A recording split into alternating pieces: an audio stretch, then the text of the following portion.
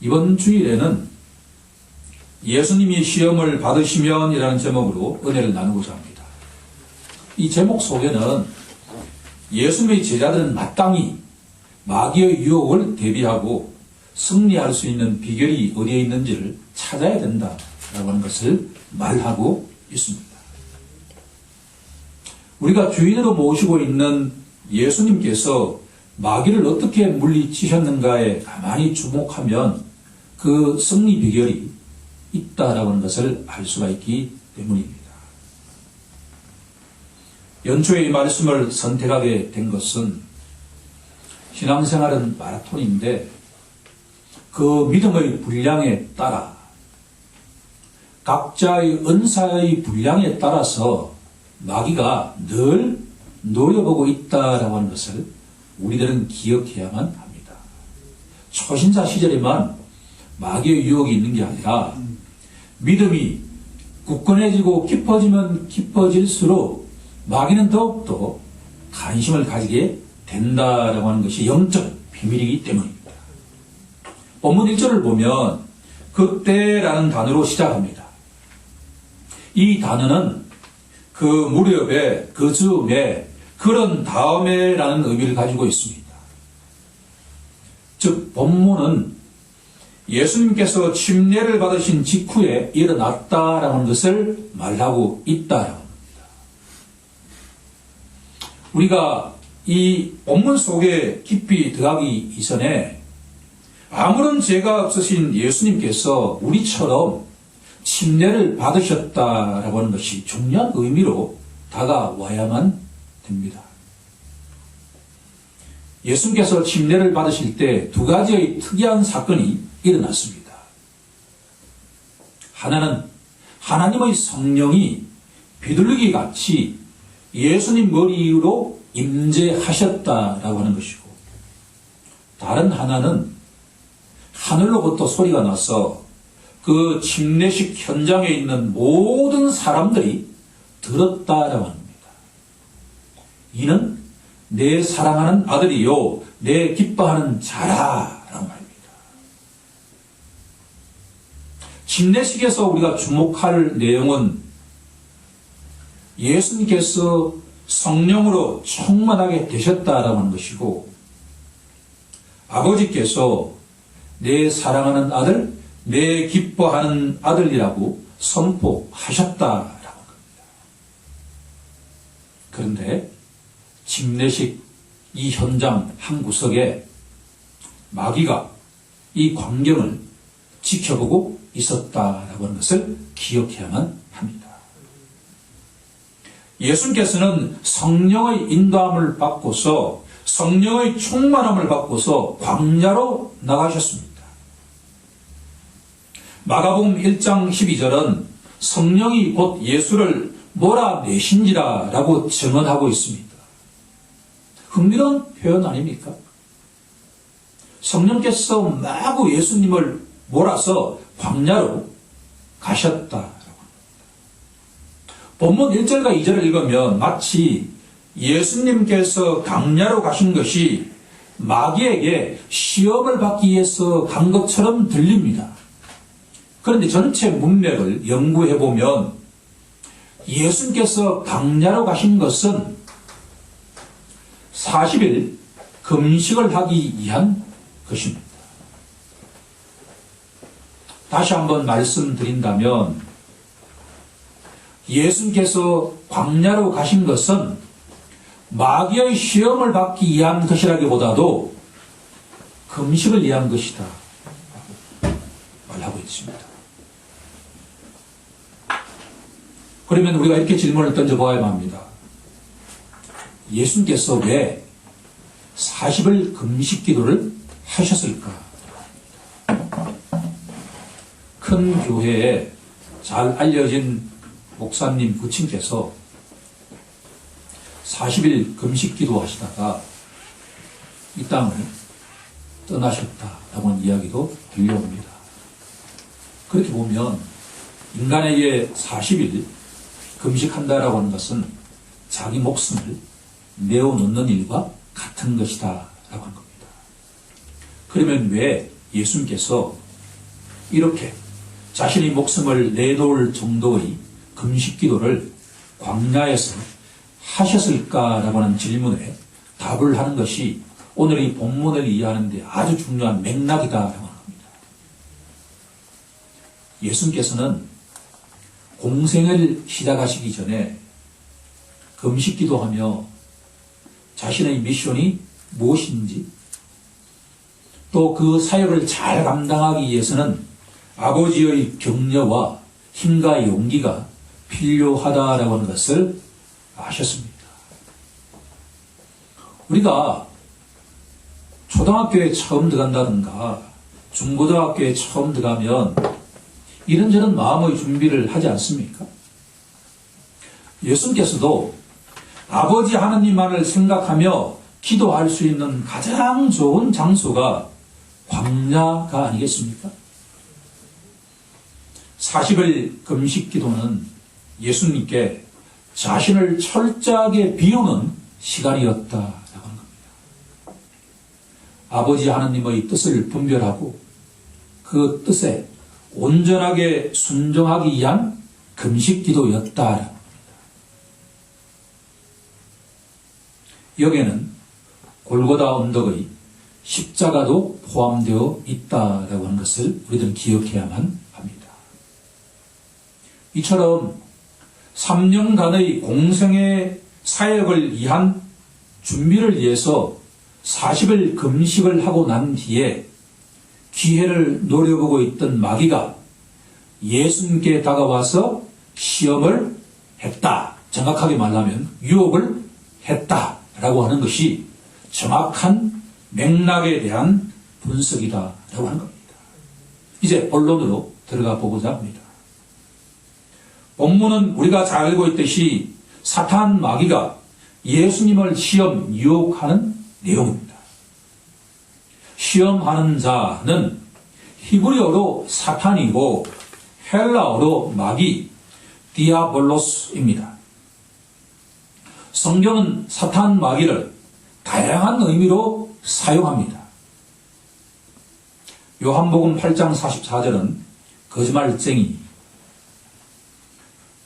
계시록 12장 9절은 미혹하는 자, 계시록 12장 10절은 참소하는 자, 요한일서 5장 19절은 악한 자, 그리고 살인자, 대적, 이 세상의 임금, 이 세상의 신, 공중의 권세 잡은 자, 다양하게 표현하고 있습니다. 첫 번째 시험은 광야에서 유혹하는 내용입니다. 내가 만일 하나님의 아들이여던 이 돌들로 맛있는 떡덩이가 되게 하라 라는 유혹입니다. 맛있는 이라고 하는 단어는 제가 한번 넣어보았습니다. 만일 내가 하나님의 아들이여던 이라는 질문은 마귀가 예수님이 하나님의 아들이라는 것을 질문하는 것이 아니라 내가 하나님의 아들이니 빨리 빵의 문제를 해결해 보라라고 하는 재촉입니다. 이것은 마치 십자가에서 고통스러워 하시는 예수님을 향해서 지나가던 행인들이 내가 만일 하나님의 아들이어든 자기를 구원하고 십자가에서 내려오라라고 말한 것과 동일하다라고 하는 겁니다. 마귀의 유혹은 천지 만물을 창조하신 하나님의 능력을 활용해서 지금 당장 시급한 땅의 문제를 해결해 보라라고 하는 것입니다. 이 마귀의 질문에는 구약 성경의 역사가 들어가 있습니다. 이스라엘 백성들은 하나님의 아들이자 장자였습니다. 중요한 내용입니다. 출애굽기 4장 22절에 가면 이스라엘은 내 아들, 내 장자라 라고 선포하고 있기 때문입니다.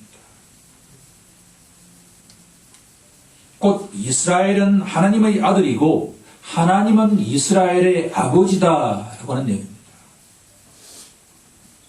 그런데 우리가 잘 알고 있는 것처럼 출애굽기 16장에 가면 이 하나님의 아들이 시험에 걸려 넘어지는 것을 보게 됩니다.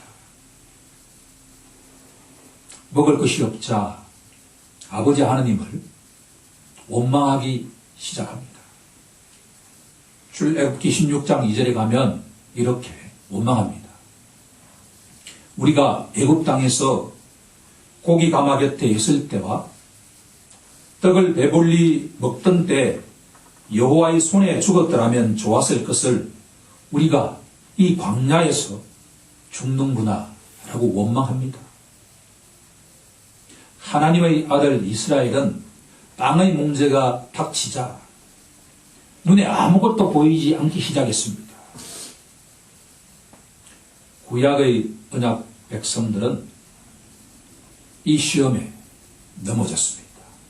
마귀는 이것을 너무나 잘 알고 있기 때문에 하나님의 아들이신 예수님께도 이렇게 유혹했던 것입니다. 이 돌들로 떡덩이가 되게 하라라고 말입니다. 흥미로운 것은 마귀의 유혹은 과거나 지금이나 미래나 동일한 전략을 사용한다라고 합니다. 배가 너무 고픈 자들에게는 하나님의 존재보다도 빵의 문제 그 자체에만 집중하게 하는 것이 마귀의 전략입니다. 물론 이 이야기는 빵이 중요하지 않다라고 하는 것을 말하고 있지 않습니다. 예, 빵은 너무나 중요합니다. 하나님의 형상을 닮은 인간은 하루에 일정한 영양분을 섭취하지 않으면 절대로 건강하게 살아갈 수가 없습니다. 아버지께서도 이 모든 것들을 알고 계십니다. 본문이 말하는 것은 하나님의 아들인 언약 백성에게 가장 중요한 것이 무엇인가를 질문하고 있다라고 합니다.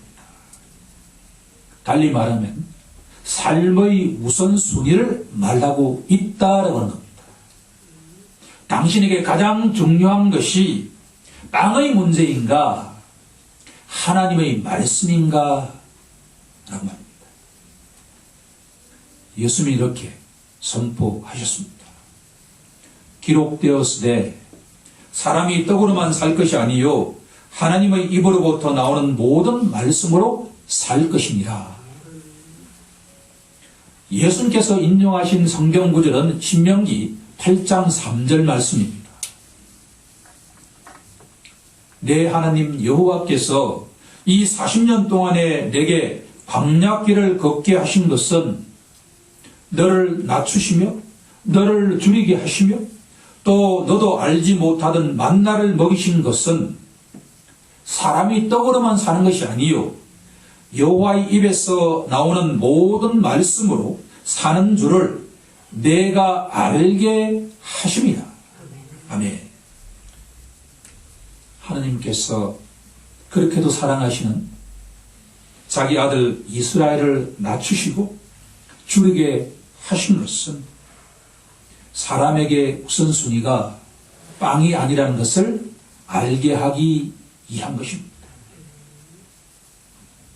여기서 우리들은 예수님께서 광야에서 40일 금식 기도하신 근본적인 이유 가운데 하나가 하나님의 아들 이스라엘 백성들이 광야 40년 생활을 하면서 실패한 역사를 배경으로 하고 있다라고 하는 것을 우리들은 기억해야만 합니다. 요한복음 4장 34절에서 예수님께서는 이렇게 선포하고 계십니다. 나의 양식은 나를 보내신 이 하나님의 뜻을 행하며 그 일을 온전히 이루는 것입니다. 예수님께서 마귀의 첫 번째 유혹을 물리치신 것은 그렇게도 줄이신 중에도 하나님의 말씀을 더 중요시했다라고 하는 것에 있습니다. 만약에 우리가 하나님의 아들인 우리가 빵의 문제보다도 하나님의 말씀에 더 우선순위를 두는 순간에 하나님께서는 우리에게 만나와 메추라기를 주시는 능력의 하나님임을 믿어야 할 것입니다. 두 번째 시험은 사단과 마귀에게 포기하는 단어라고 하는 것은 없습니다. 마귀는 지속적인 유혹을 합니다. 첫 유혹에서 말씀으로 예수님께서 유혹을 물리치는 것을 본 마귀는 자신도 성경 말씀을 인용하기 시작합니다. 유혹하는 장소가 광야에서 성전으로 바뀐 것은 오늘 살아가는 신자에게 중요한 영적 의미를 가지고 있습니다. 마귀의 유혹은 점점 강도가 세워진다라고 하는 것을 강조하고 있습니다. 성전은 오늘날의 말로 하면 교회입니다. 교회에 자주 가는 사람일수록 믿음이 좋다고 말하지 않습니까? 마귀는 예수님을 성전, 하나님이 임재하시는 성전 가운데서도 그 꼭대기에 데리고 가서 세우고 난 뒤에 내가 만일 하나님의 아들이여든 뛰어내리라 라고 유혹합니다. 마귀는 교회에서 가장 믿음이 좋은 자에게 그 허영심을 부추깁니다. 성전 꼭대기에서 뛰어내려 보라. 마귀가 성경 구절을 인용합니다. 시편 91편 11절 12절 말씀을 인용합니다. 그가 너를 위하여 그의 사자들 천사들을 명하시리니 그들이 손으로 너를 받들어 발이 돌에 부딪히지 않게 하리로다. 마귀는 중요한 성경 구절을 빠뜨립니다. 내 모든 길에 너를 지키게 하심이라 라고 하는 성경 구절을 빠뜨리고 인용합니다. 마귀는 성경 말씀을 인용할 때도 언제든지 자기에게 유리한 구절만 인용합니다. 마귀는 성경 말씀을 더하기도 하고 빼기도 하는 존재입니다.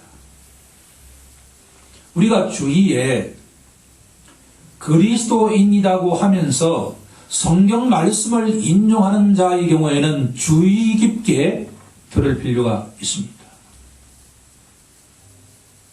그 사람이 만약 성경 말씀을 필요에 따라 인용하는 자라고 한다면 그는 마귀의 도구가 되고 있다라고 하는 것을 기억할 필요가 있습니다. 고린도후서 11장 14절은 사탄도 자기를 광명의 천사로 가장한다라고 말씀하고 있기 때문입니다. 하지만 하나님의 아들이신 예수님께서는 그 마귀의 괴락을 정확하게 깨뚫고 계셨습니다. 또 기록되었을 때 주 너희 하나님을 시험치 말라 하였느니라 고 선포하셨습니다. 예수님께서 인용하신 말씀은 또 신명기 말씀인데 6장 16절 말씀입니다.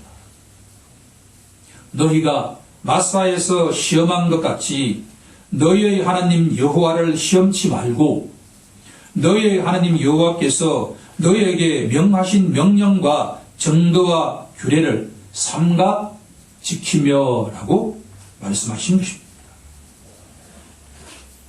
만약에 수많은 사람들이 쳐다보는 성전 꼭대기에서 예수님께서 떨어지실 때 갑자기 천사가 나타나서 예수님을 안전하게 내려놓는 것을 본다면 모든 사람들이 메시아가 오셨다라고 하면서 찬송하지 않았겠습니까? 하지만 예수님께서는 허영심을 부추기는 마귀의 유혹을 말씀으로 물리치셨습니다. 왜냐하면 하나님의 아들 예수님께서는 이 땅에 고난받는 종으로 오셨기 때문입니다. 마귀의 두 번째 유혹은 하나님을 신뢰할 것인가, 그렇지 않으면 하나님을 시험할 것인가를 묻고 있습니다. 우리는 어떠한 상태에서도 하나님 아버지는 신뢰의 대상이지 시험의 대상이 아니다라고 하는 것을 명심해야 할 것입니다. 두 번째 유혹에도 실패한 마귀는 세 번째 유혹으로 나아갑니다. 유혹의 장소가 바뀌어가는 것을 주목해 볼 필요가 있습니다. 첫 번째는 광야입니다. 두 번째는 성전 꼭대기입니다. 세 번째는 지극히 높은 산으로 예수님을 데리고 가서 유혹을 했다라고 되어 있기 때문입니다. 마귀는 천하 만국과 그 영광을 보여주며 만일 내게 엎드려 경배하면 이 모든 것을 내게 주리라 라고 유혹하고 있습니다. 내게 엎드려 경배하면 천하 만국과 그 영광을 주리라는 유혹은 로마 치하의 황제 숭배와 같은 것이고 일제 치하의 신사 참배와 같은 것이고 우리 조상들이 해왔던 제사 지내는 것과 같은 의미를 갖고 있습니다. 마귀가 시험한 세 번째 것은 황제 숭배, 신사 참배, 제사 지낸 것과 그 성격이 동일하다고 볼 수가 있습니다. 예수님께서는 이 마귀의 마지막 시험을 두 단계를 거쳐서 물리치셨습니다. 우선 사탄을 꾸짖었습니다. 사탄아 물러가라 라고 말입니다. 이 선포는 예수님의 수석 제자라고 볼 수 있는 시몬 베드로에게도 동일하게 선포하신 말씀입니다. 마태복음 16장 23절에 가면 예수님께서 시몬을 향해서 사탄아 내 뒤로 물러가라. 너는 나를 넘어지게 하는 자로다. 내가 하나님의 일을 생각지 아니하고 도리어 사람의 일을 생각하는도다 라고 말씀하고 계십니다. 여기는 중요한 영적 의미가 포함되어 있습니다. 만약에 시몬 베드로처럼 아무리 위대한 제자의 경우에도 하나님의 일을 먼저 생각하지 아니하고 사람의 생각을 먼저 생각하면 자신도 모르는 사이에 마귀의 앞잡이가 될 수 있다라고 하는 것을 우리에게 경고하고 있기 때문입니다. 우리 모두 사람의 일이 아닌 하나님의 일을 먼저 생각하길 간절히 소망합니다. 두 번째는 기록되었을 때 주 너희 하나님께 경배하고 다만 그를 섬기라 하였느니라 라고 말씀을 하고 있습니다. 예수님께서 선포하신 말씀은 또 신명기 말씀이고 6장 13절 말씀입니다. 내 하나님 여호와를 경배하며 그를 섬기라. 신자가 경배하며 섬겨야 할 대상은 아버지 하나님 한 분뿐입니다. 우리 모두 어떤 환경 속에서도 아버지만을 경배하고 섬기는 자가 되길 간절히 소망합니다. 이제 말씀을 정리하고자 합니다. 마귀는 하나님의 아들이신 예수 그리스도를 유혹했습니다. 그런데 성경은 예수 믿는 자가 하나님의 아들이라고 선포합니다. 갈라디아서 3장 26절에 가면 너희가 다 믿음으로 말미암아 그리스도 예수 안에서 하나님의 아들이 되었으니. 그러면 오늘 이 내용은 예수 믿는 모든 자에게 해당된다라고 하는 것이 오늘 이 말씀이 우리에게 주는 교훈입니다. 마귀는 신자가 처해 있는 환경에 따라서 유혹을 합니다. 우리가 배가 고플 때에는 빵의 문제에만 집중하게 유혹합니다. 우리가 믿음이 성장해서 교회에 신실한 자가 되면 성전에서 뛰어내리라는 허영심을 부추기는 방식으로 유혹합니다. 마지막으로 신앙이 성숙되어 있는 자에게는 천하만국과 그 영광을 보여주며 자신을 경배하면 이 모든 것을 주겠다라고 유혹합니다. 마귀는 우리들의 믿음의 분량에 따라서 그 전략을 달리한다라고 하는 것을 명심하고 또 명심해야 될 것입니다. 하지만 우리는 두려워할 필요가 없습니다. 우리의 주인이신 예수님께서 그 마귀 사탄의 유혹을 온전하게 물리치셨기 때문입니다. 그 비밀은 두 가지입니다. 하나는 예수님께서는 아버지 하나님과의 관계를 평소에 잘 유지했다라고 하는 겁니다. 너무나 중요한 말씀입니다. 우리가 어떻게 하면 아버지와 관계를 잘 유지할 수 있을까요? 그것은 우리가 익히 알고 있는 내용입니다. 말씀과 기도를 하지 않고서는 절대로 아버지 하나님과의 관계를 잘 유지할 수가 없습니다. 우리는 날마다 말씀과 기도의 자리에 나가야 할 것입니다. 두 번째, 예수님께서 마귀의 유혹을 물리치신 비결은 말씀 선포를 통했습니다.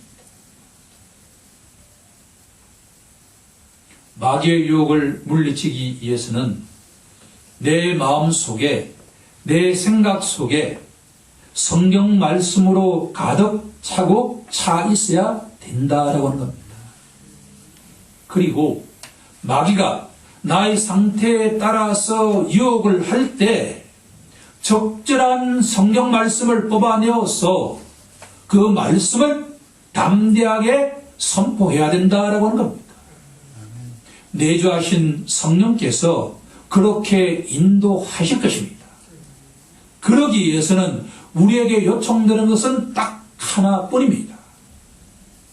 오직 말씀, 오직 기도입니다. 오늘도 주님께서 우리에게 요청하시는 것은 하나님의 아들에게는 유혹이 있다라고 하는 겁니다. 하지만 우리가 말씀과 기도로 아버지와의 관계를 잘 유지하게 되면 성령께서 우리에게 그 유혹을 물리칠 수 있는 말씀을 기억나게 할 것이고 또 그 말씀을 담대하게 선포함으로써 마귀의 유혹을 잘 물리치게 하신다라고 하는 겁니다. 오늘 이 말씀이 우리 모두에게 적용되길 우리 주 예수 그리스도의 이름으로 간절히 축원하옵나이다. 아멘.